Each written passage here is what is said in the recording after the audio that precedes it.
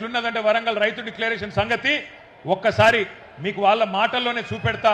దయచేసి అందరూ టీవీలలో కాంగ్రెస్ వల్ల భాగవతం వరంగల్ డిక్లరేషన్ ది చూడాలని చెప్పి నేను కోరుతా ఉన్నా. ఆ వీడియో ప్లే చేయండి.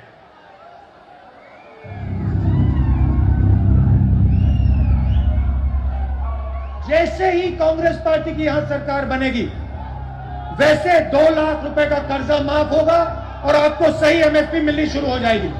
15,000 रुपए प्रति एकड़ डायरेक्ट बेनिफिट हम किसानों को देने जा रहे हैं। ये सिर्फ एक डिक्लेरेशन नहीं है, ये किसानों के लिए कांग्रेस पार्टी की गारंटी है। ये खोखले शब्द नहीं है। पैडी को हम 2,500 रुपए में खरीदेंगे।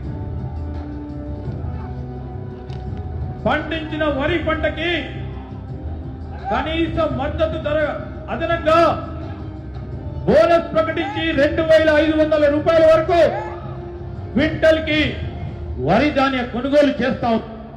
కాంగ్రెస్ పార్టీ అధికారంలోకి వచ్చిన తక్షణమే రైతులకు ఏకకాలంలో 2 లక్షల రుణమాఫీ చేస్తాం.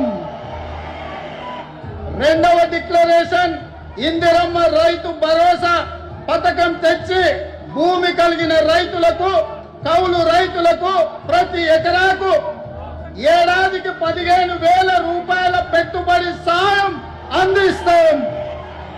ఉపాధి హామీలో నమోదు చేసుకున్న భూమి లేని రైతు కూలీలకు ప్రతి ఏడాది 12,000 రూపాయల ఆర్థిక సహాయాన్ని అందిస్తాం.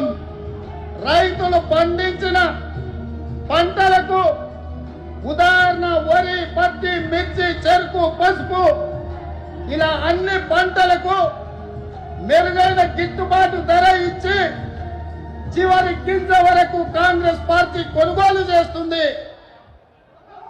విన్నరా విన్నరా వినవడ్డదా? సరిగ్గా 4 ఏళ్ల కిందట మీరు జర లొల్లిబెడ కొడతారు. తమ్ముడు ప్లీజ్ ప్లీజ్ ప్లీజ్ ప్లీజ్ మీరు అట్లా గొడవ చేయకుండా అందరినీ డిస్టర్బ్ చేస్తారు. మీరు దయచేసి ప్లీజ్ కూర్చోండి, దయచేసి కూర్చోండి ప్లీజ్. మీరు చేయబట్టి సభ డిస్టర్బ్ అవుతుంది ప్లీజ్.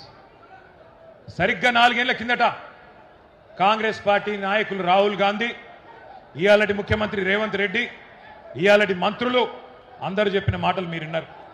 అవి వింటుంటే నాకు ఎట్లా అనిపిస్తుందంటే 1000 ఎలుకలు తిన్న పిల్లి కాశీకి పోయినట్టు, 100 గొడ్లను తిన్న రాబందు గోపూజ చేసినట్టు వరంగల్ రైతు డిక్లరేషన్ అని చెప్పి ఒక పత్రాన్ని విడుదల చేసినారు.